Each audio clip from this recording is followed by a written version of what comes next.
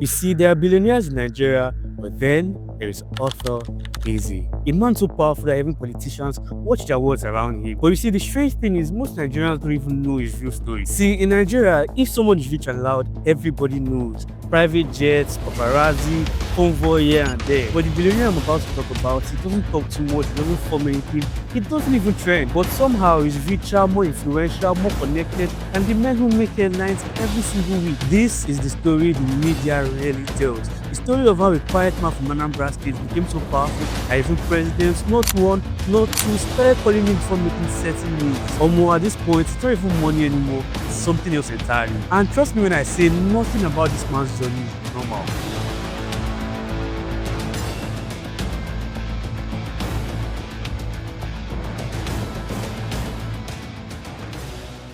You see, before Arthur Eze became a man who politicians whisper about, he was a small boy in Ukpo, a small village in Anambra state which most Nigerians can't even point on a map. But for Arthur, Ukpo wasn't just a town, it was royalty. Arthur was born into a royal family. His father, Eze Ndi was a traditional ruler, one of those men whose presence could change the tone of the entire village. Now, being born in money in Nigeria means two things. You get comfort and you get options. But you see, growing up as a prince meant Arthur didn't just inherit wealth, he inherited responsibility. You see, most people expected him to grow up and become another traditional ruler, maybe sit on the throne and handle land disputes. But for Arthur, that was a no-no. This guy was already thinking globally before global was even a thing. In his early days, his mind wasn't the politics of village power, he loved music a lot. In fact, the man plays instruments with the joy of someone who could have easily become a full-time musician.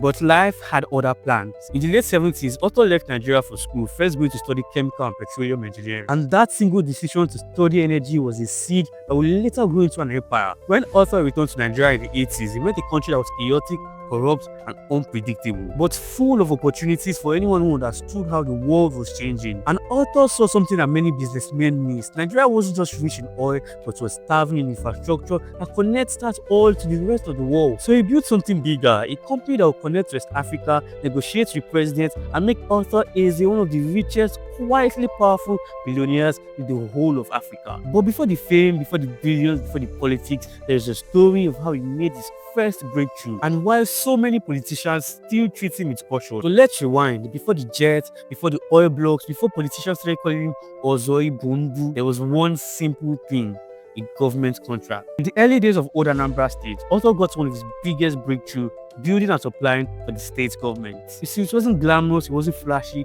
but this puts him in the room. And if there's something you must know about this man, Arthur doesn't just enter rooms, he rearranges the chairs, adjusts the mics, and become the one everybody whispers to. Now, Nigeria in the 80s and 90s wasn't democracy, let's call it the uniform season. And Arthur somehow, quietly and mysteriously, became close to the men with guns and the government seal. Generals trusted him, administrators relied on him. He became the man who could make calls across borders before WhatsApp even existed. He wasn't a soldier, he wasn't a politician, he wasn't even a loud billionaire. But he had what mattered in military rule: access, connection, information, and the right amount of stubborn confidence. He understood something business schools don't teach. Power isn't about who shouts the most, it's about who can pick your call by 2 a.m. And when Nigeria returned to democracy in 1999, most military-era businessmen panicked, simply because there were new rules, new players, new alliances. But for Arthur, democracy was no wahala. He just needed to know people in power so he could read them properly. And slowly, he rebuilt his access from scratch. Governors, ministers, presidents,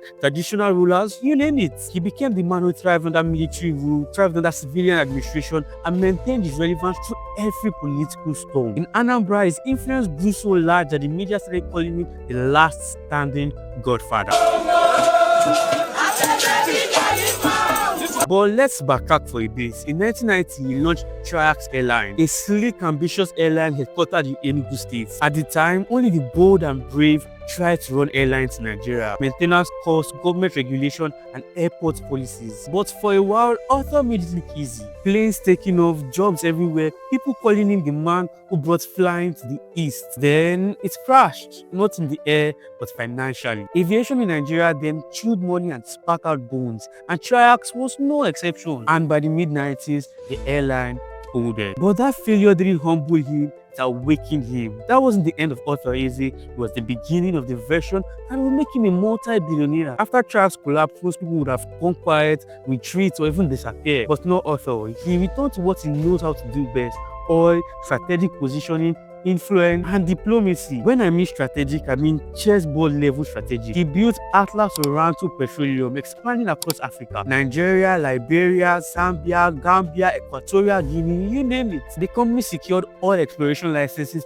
in various African countries. And that's how he positioned himself, not as a businessman, not as an oil magnate, but as a power broker. And here is the irony: despite being one of Nigeria's richest men, Arthur is one of the least documented. There is no flashy Forbes cover, no interviews, no "this is how I made it" podcast. He built his legacy in silence. And silence became his power, because when people ask how did Arthur Eze become rich, two reactions come in place: confusion and curiosity. One important thing you have to understand in this story is that while most people chase fame, Arthur Eze chased relationships. And that is exactly why he survived every regime. See the pattern. Under military rule, he was a problem solver. During early democracy, he became the connector. And under modern government, he became the kingmaker. You see, Arthur Eze understands the Nigerian power. And the Nigerian power isn't found on TV, it's found in who you can call. And that is exactly the difference between wealth and influence. In 2018 and 2019, controversies erupted in the media. Arthur was accused of influencing primary election,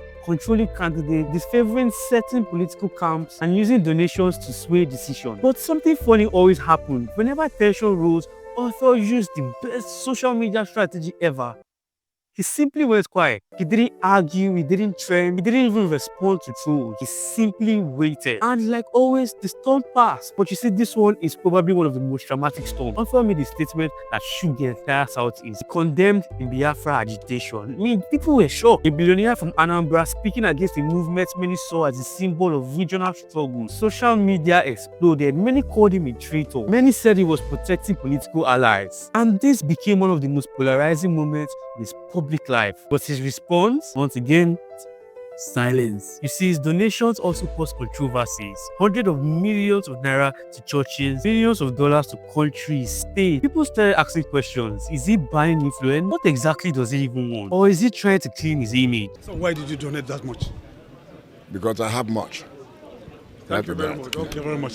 See, Arthur Eze is one of those billionaires who could spend 1 billion naira today and sleep like he spent 1,500 naira. More if 20 kill in my account like this, I will need 3 days to recover emotionally. But one lesson you have to take away from this story is Arthur Eze never fought for attention, he fought for position. You see, he understands the game, he understands the terrain, he understands the people. So even when they attack him, they still respect him. So whether you're a student with big dreams, a young entrepreneur trying to figure out life, or someone watching this video on a bold data plan, I want you to remember this: relationship matter, positioning matters, and character, competence, and relationships will always be the real value. Build your values so strong that one day even presidents will need to shake your hands before making certain decisions. If you enjoyed this deep dive, I want you to do me a favor: hit the like button so YouTube knows this video deserves to travel further. Subscribe if you want more stories like this, and I will be in the comment section to hear your opinion. Also, do not forget to hit the notification bell, and I will definitely see you in the next one.